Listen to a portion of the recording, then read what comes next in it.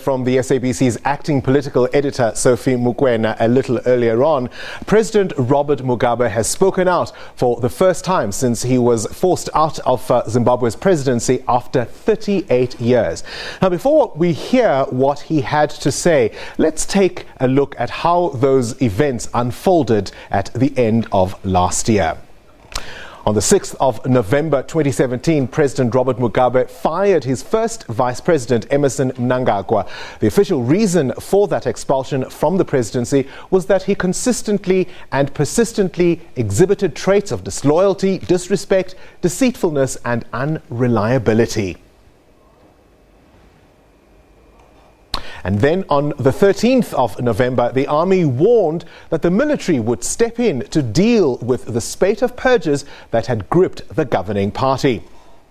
The next day, army trucks were seen moving from military bases to the Harare city centre. On the 15th of November 2016, it was reported that the army had confined President Robert Mugabe to his private residence in Borrowdale, known as Blue Roof. The military vehicles also blocked roads outside Parliament. The state broadcaster, the Zimbabwe Broadcasting Corporation, was seized by the military. On the 18th of November 2017, Zimbabweans took to the streets in support of calls for President Mugabe to step down. And on the 19th of November last year, President Mugabe delivered a much-anticipated address to the nation. He'd been expected to resign, but he did not. This was the same day his party, ZANU-PF, dismissed him as its leader. ZANU-PF's Central Committee held an emergency meeting and resolved to recall President Mugabe as party leader, and they replaced him with the then recently fired Vice President Emmerson Mnangagwa. The party nominated Mnangagwa as ZANU-PF's interim president, first secretary and presidential nominee for the 2018 election slated for July-August later this year. And on the 21st of November, Mugabe resigned as the president of the country after 37 years in power. He'd been in power since independence in 1980, when he won that inaugural election and became prime minister. Speaker of Zimbabwe's National Assembly, Jacob Mudenda, read Mugabe's resignation letter to legislators who had begun the impeachment process against the former president. 3 days later, Emmerson Mnangagwa was sworn in as president. So, former President then Robert Mugabe has called for dialogue following the events that led to his resignation last year. He spoke for the first time to the media about his removal from office. Speaking in Harare, the former leader says he's still aggrieved by what transpired at the end of last year. On my side, I always had Emmerson Mnangagwa. I brought him in to government. But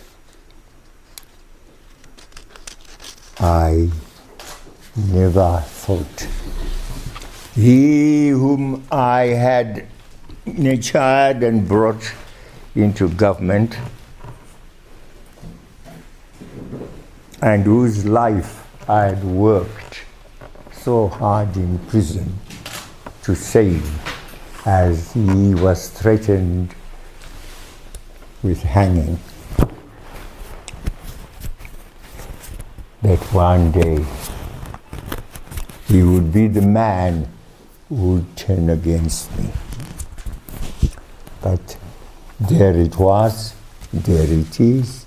It happened on the 15th of November. He was assisted by the army. I said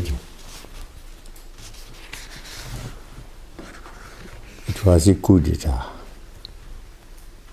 Some people have refused to call it a coup d'etat. And what happened? He could never have assumed the presidency of the country without the army. It's the army which assisted him. The army made sure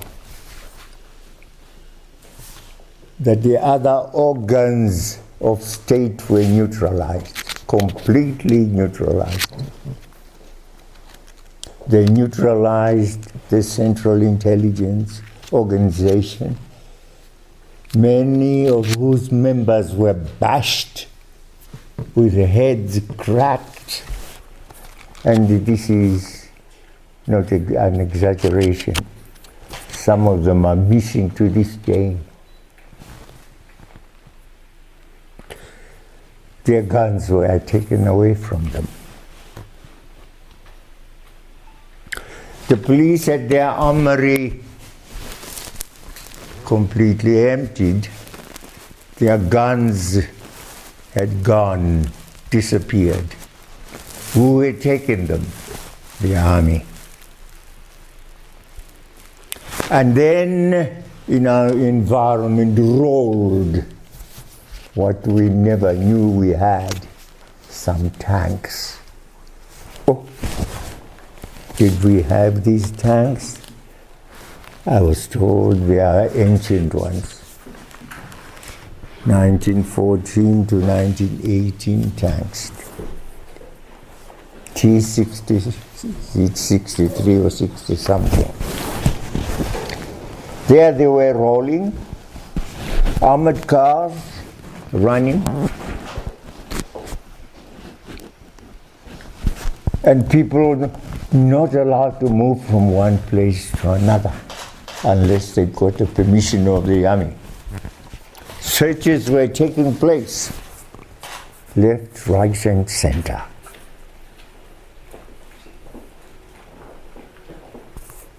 Persons being arrested.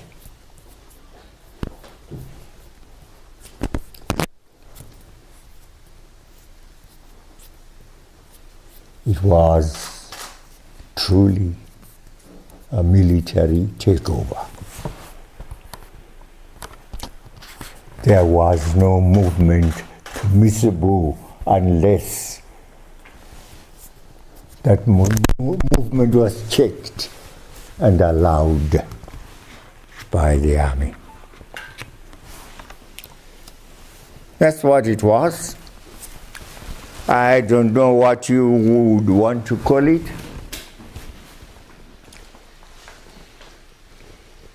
But our people had not experienced such an environment before. We had prided ourselves on being very democratic. Every day,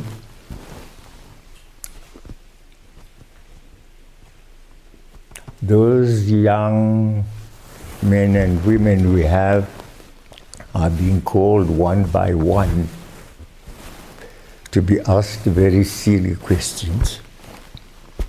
Where is Jonathan? Professor Jonathan Moyo? Where is Kasukuere? Where is Joao? They don't know. They are mere cooks, they are mere messengers, gardeners. You don't expect them to know. Why worry them? Ask me. I don't even know where they are. Yes, once upon a time, we assisted them to get to safety. Guns, volleys of bullets were being fired at their houses, on their houses. And the cry came, please, please, and it was my wife. Mama, save us, please save us. I wasn't there. She organized some of has security, and say, go. Go and save them. What happens to you, I don't know. You may die on the way, but go. And she put together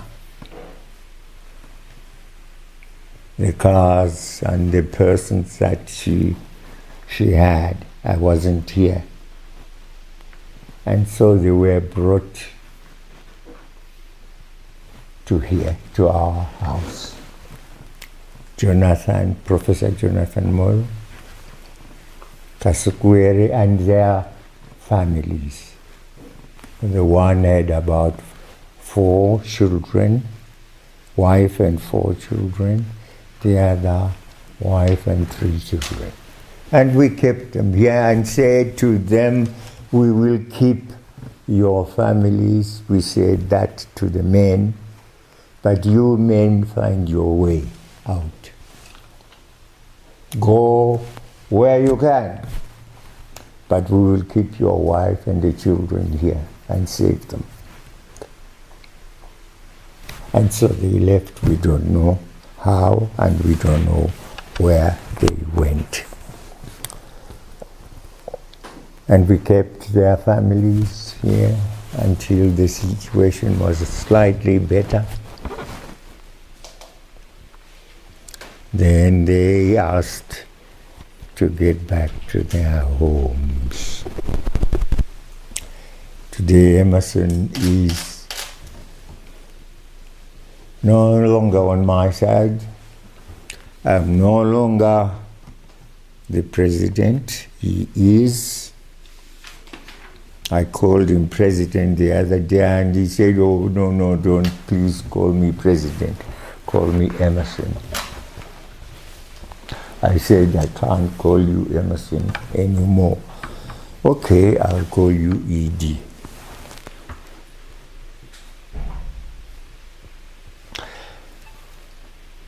And you're coming here, we hope. We'll get the views I have published. I don't hate Emerson. I brought him into government. I would want to work with him, but he must be proper. He is improper where he is. Illegal.